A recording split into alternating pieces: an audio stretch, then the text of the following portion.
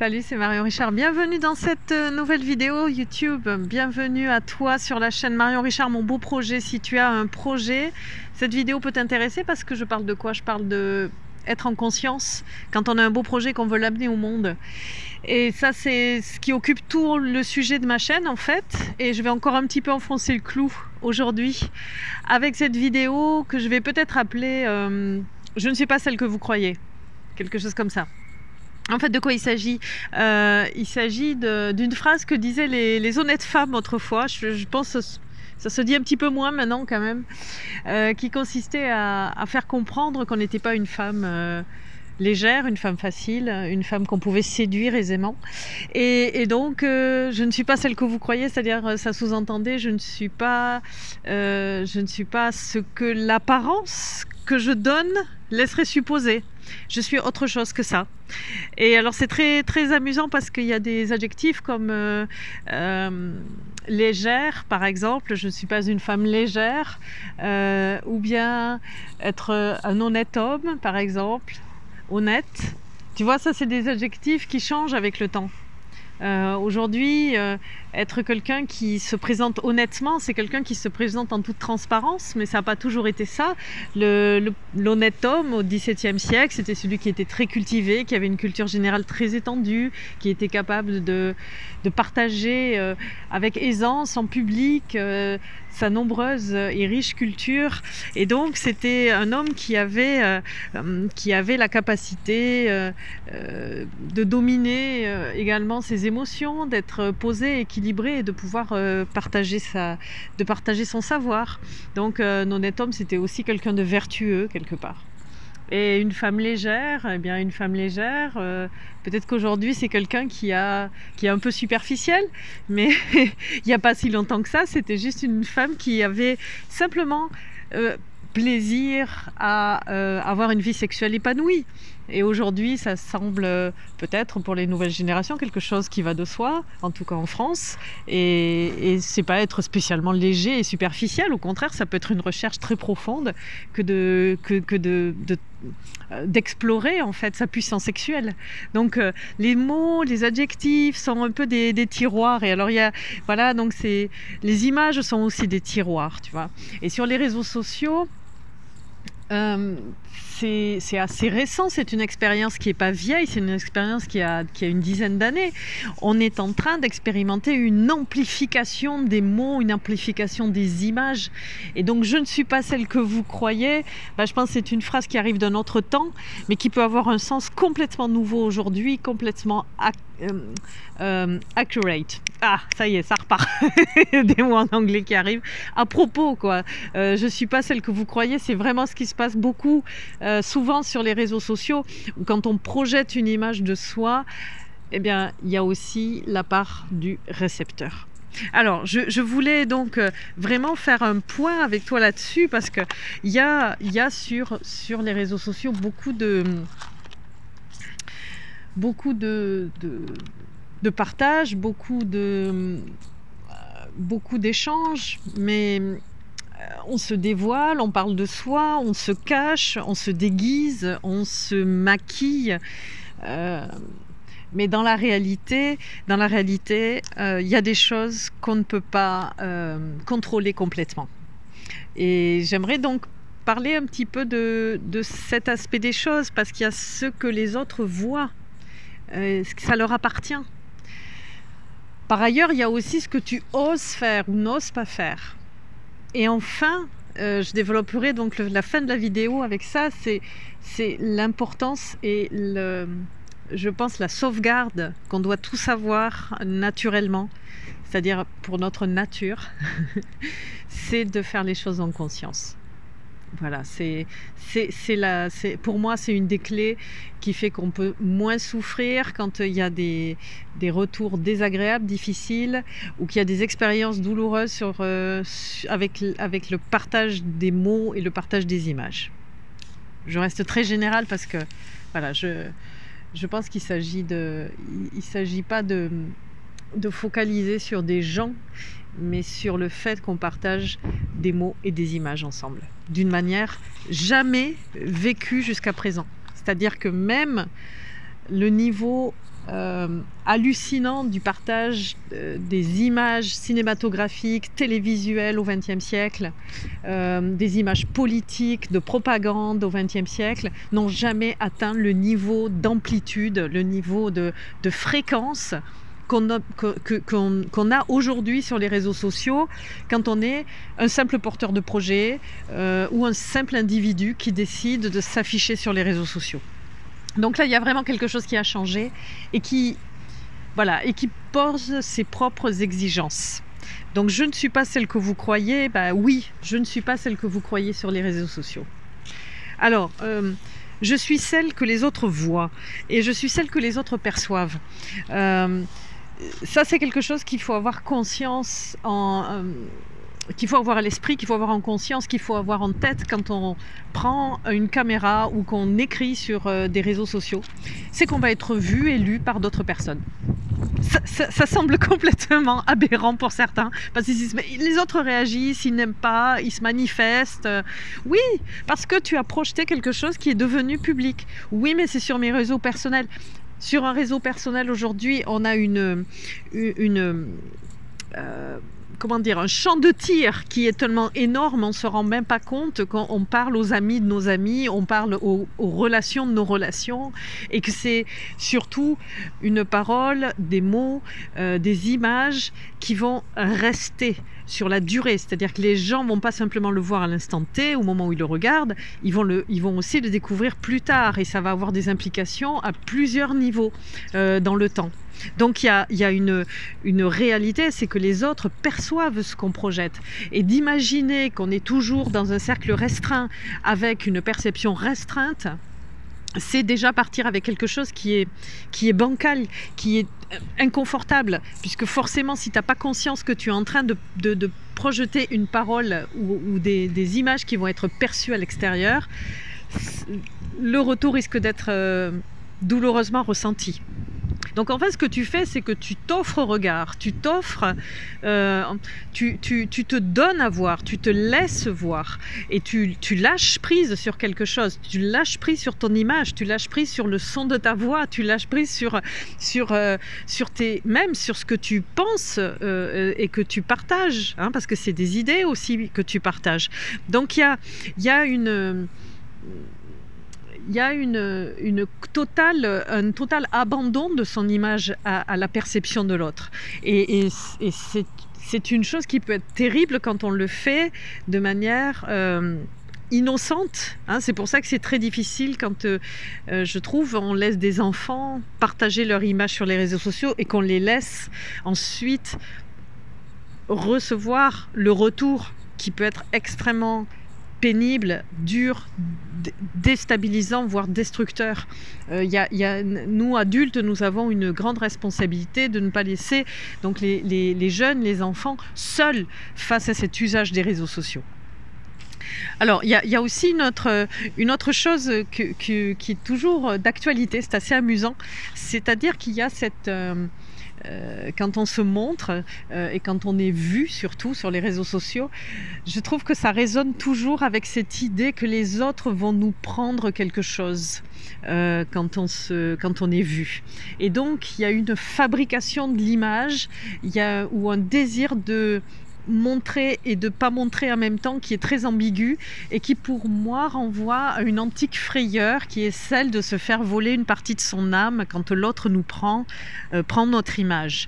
Hein, vous connaissez cette histoire des photographes qui au début du XXe siècle ont sillonné des zones où il n'y avait jamais eu bien entendu d'image extérieure des gens. Hein. Ils ne se voyaient que dans des miroirs, ou bien ils se voyaient dans l'eau d'une rivière ou d'un lac, mais ils n'avaient pas d'image ni de peinture d'eux-mêmes, ni de photographie d'eux-mêmes.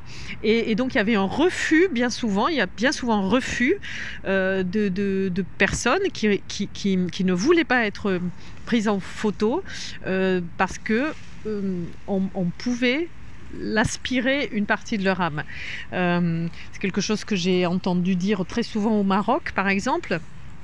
et qui se dit dans beaucoup d'endroits du monde d'ailleurs, hein, c'est pas spécifique à cette région ou à ce pays. Et donc c'est assez intéressant parce que effectivement, quand l'autre nous perçoit, il perçoit une partie de nous. Et ça, on le sent très très fort quand on est sur les réseaux sociaux et que on ose s'exposer. Parce que la deuxième chose que je voudrais quand même développer avec toi, c'est le fait que oui, à un moment donné, il y a un acte de courage, il y a un acte de prise de risque. Il y a le risque de déplaire, bien entendu, ou le risque de plaire trop et de ne pas savoir accueillir cette appréciation. Enfin, il y a en tout cas, ce qui est sûr, c'est que dans le fait de se montrer, quand bien même c'est juste de se montrer à titre soi-disant privé, puisque vraiment c'est très difficile hein, avec les réseaux sociaux de concevoir qu'il puisse encore y avoir une projection privée de ces publications. Tout rentre immédiatement dans l'espace public, quand bien même on est sur des profils ou sur des publications dites privées. Et je vais développer ça juste après. Hein, donc ça reste quand même une expérience hors du commun. Or, même si ça devient aujourd'hui très courant, ça reste une expérience hors de la nature humaine. Hein. Il ne fait pas partie de nos mouvements naturels de s'exposer de manière aussi publique. En tout cas, si on n'a pas fait le choix professionnel ou un choix artistique puissant de se montrer de cette manière, et si on n'a pas un projet à porter, une parole à défendre, une idée à diffuser. Donc le fait d'oser se montrer, le fait d'oser prendre la parole en public, le fait d'oser s'exposer, c'est déjà se mettre en dehors du commun, en dehors de la norme. Et aujourd'hui, donc ça fait réfléchir parce que du coup, du coup, tout le monde ou presque, puisqu'il y a quand même des milliards. Aujourd'hui, c'est des milliards d'inscrits sur les réseaux sociaux, avec des centaines de millions de gens. Ce n'est pas la majorité qui produisent du contenu, mais énormément de gens, des centaines de millions de gens produisent du contenu sur eux-mêmes où ils s'exposent. Et donc là, on peut dire que, par définition, on se met tous hors norme. On se met tous dans une situation hors norme. De là à dire que ça devient la nouvelle norme, bien, écoute, moi, j'irai pas jusque-là. Parce que justement, il y a quelque chose qui est de l'ordre de l'exceptionnel, de par comment est-ce qu'on peut appeler ça c'est comme un caillou qui tombe dans l'eau. Hein, tu vois, il y a quelque chose qui va devenir bien plus grand que toi, bien plus énorme que toi, et ça reste hors norme, ça reste exceptionnel. Ok, donc se montrer, ça, pour moi, son corollaire, quand tu te montres, son corollaire, ça doit être, pour que ce soit bien vécu, parce qu'il y a forcément un retour. Hein, il y a des gens qui ont un avis, il y a des gens qui reçoivent et qui ont un avis, et les réseaux sociaux sont là pour inviter à partager son avis. Donc forcément, il y a un retour. Et donc, pour moi, ce corollaire nécessaire, c'est un travail sur l'ego. C'est un travail sur la perception que j'ai de moi-même et des différentes couches qui me composent et des différents niveaux qui me composent. Alors, je voudrais l'illustrer avec les cartes du tarot. Tu sais que j'aime beaucoup le tarot de Marseille, que c'est un des outils que j'utilise donc pour accompagner les gens, que ce soit dans leurs beaux projets ou bien dans leur vie personnelle. Et donc là, ici, on a, il me semble, deux cartes qui expriment bien ce que je veux te partager. Le chariot dans le tarot de Marseille, c'est ce personnage qui va dans le monde avec ce chariot et qui est donc ici dans un cadre qui fait très clairement penser au cadre d'un écran également, et qui est un personnage qui est en costume d'apparat. Il s'est mis dans ses plus beaux atours pour se montrer. C'est un jeune prince qui est extrêmement relaxé, qui est très beau et qui va se donner au monde, qui va se montrer au monde. C'est exactement ce qu'on fait sur les réseaux sociaux. Et dessous, ici, on a ces deux animaux qui sont deux chevaux bleus qui représentent le mental. Donc ce sont des animaux qui sont un petit peu, qui ont l'air un petit peu perdus. On voit bien que c'est pas eux qui donnent vraiment la direction.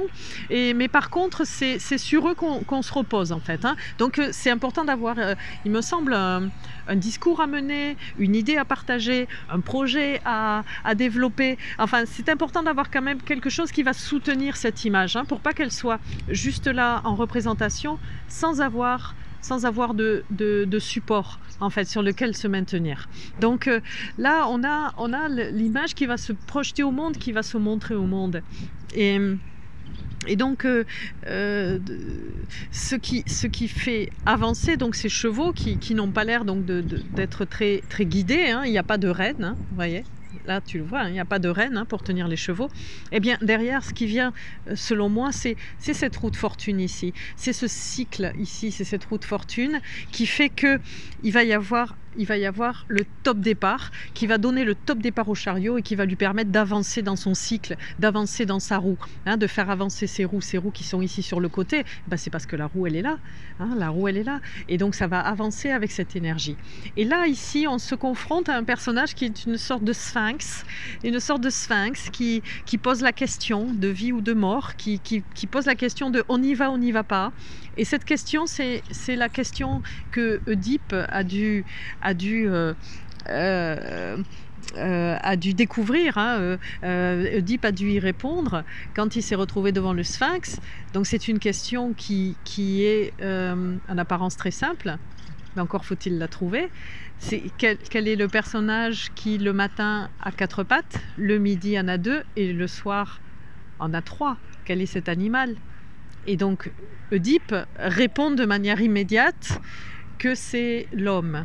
Hein, enfant 4 pattes, il marche sur ses 4 pattes. Le midi de sa vie, il est debout sur ses 2 jambes. Et au soir de sa vie, il s'aide d'une canne pour avancer, ça lui fait 3 pattes. Et donc, Oedipe sauve sa vie et libère la ville de Thèbes du Sphinx grâce à cette réponse. Et moi je pense toujours que si Oedipe avait commencé à réfléchir avec son mental et à réfléchir à est-ce que cet animal a des pattes griffues ou des sabots, est-ce que cet animal a des plumes ou a des poils, et ben c'était fini pour lui, il pouvait plus trouver la réponse, c'était terminé, il s'engluait dans les questions du mental et en répondant de manière très franche et très droite, il a trouvé la réponse. Et donc c'est une réponse, il me semble, sans construction mentale. Et c'est bien ça, un ego qui est transparent, quoi, enfin qui est à sa place, qui est simple et qui va juste donner une réponse sans emberlificoter le réel avec plein de questions. Et donc pour pousser donc ce personnage, il faut pour amener la roue dans cet univers, il faut avoir cette espèce de transparence, cette espèce d'immédiateté. Et c'est vrai que les réseaux sociaux sont vraiment un lieu où la place de l'ego va être de plus en plus comprimée, compressée, parce que il sert d'écran en fait. Il sert d'écran, c'est-à-dire qu'il va ralentir le processus, il va ralentir l'énergie du chariot. Pourquoi? Parce que, alors j'en arrive à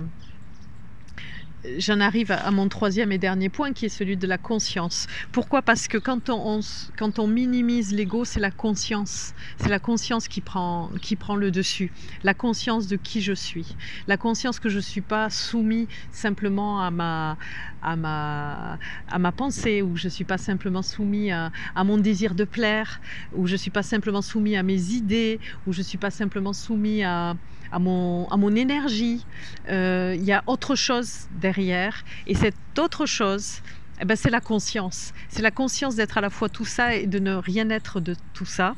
Et c'est la conscience que je suis en partie ce que les autres perçoivent de moi. C'est-à-dire que à partir du moment où je me donne à voir, à partir du moment où je partage quelque chose sur les réseaux, que ce soit encore une fois du texte, de l'image, peu importe, mais il y a cette idée de je projette quelque chose de moi, quand l'ego est à sa place et qu'on a réussi donc à faire tourner cette roue et qu'on va vers le monde avec cette énergie, alors il faut savoir qu'on est plus que soi-même, c'est-à-dire qu'on est nous, mais augmenté par le regard de l'autre. Et c'est ça, je pense, qui est difficile à percevoir quand on commence à partager sur les réseaux sociaux. C'est que moi, par exemple, Marion, ici, là, maintenant, qui est en train de te parler, je suis moi avec ce que j'essaie de te partager et je deviens moi avec ce que toi, tu comprends et tu partages avec moi ensuite de ce que tu as reçu. Et mon existence là, ici, entre Marion Richard sur YouTube et Marion Richard qui est la vraie Marion dans la vraie vie, et bien la différence c'est toi. La différence c'est ce que toi tu auras projeté sur moi. Parce qu'il y a aussi des projections. C'est important d'en avoir conscience, de savoir que les êtres humains, nous tous, on se reconnaît, on a ce processus qui est tout simple, bien entendu, et évident avec des artistes, avec des comédiens qui jouent beaucoup, dont le métier est de travailler l'émotionnel. Et donc là, l'attachement est très rapide et on se projette facilement en eux. C'est une pâte, c'est comme dans du beurre, hein, notre projection rentre là-dedans. Et c'est naturel, ça a été fait pour ça. Mais quand on est sur YouTube et quand bien même on parlerait d'un sujet dit sérieux, ce qui n'est pas mon cas, hein. Moi je te parle de choses légères, hein, mais il y a des sujets très très sérieux qu'on peut partager sur YouTube, et auquel cas là il y a quand même toujours de la projection, il y a quand même toujours la dimension humaine qui joue, et il y a quand même toujours cette capacité à se connecter au niveau émotionnel qui fonctionne. Donc ça c'est la chose qu'il faut avoir en conscience quand on existe sur un réseau social, c'est que on devient nous plus la perception de l'autre.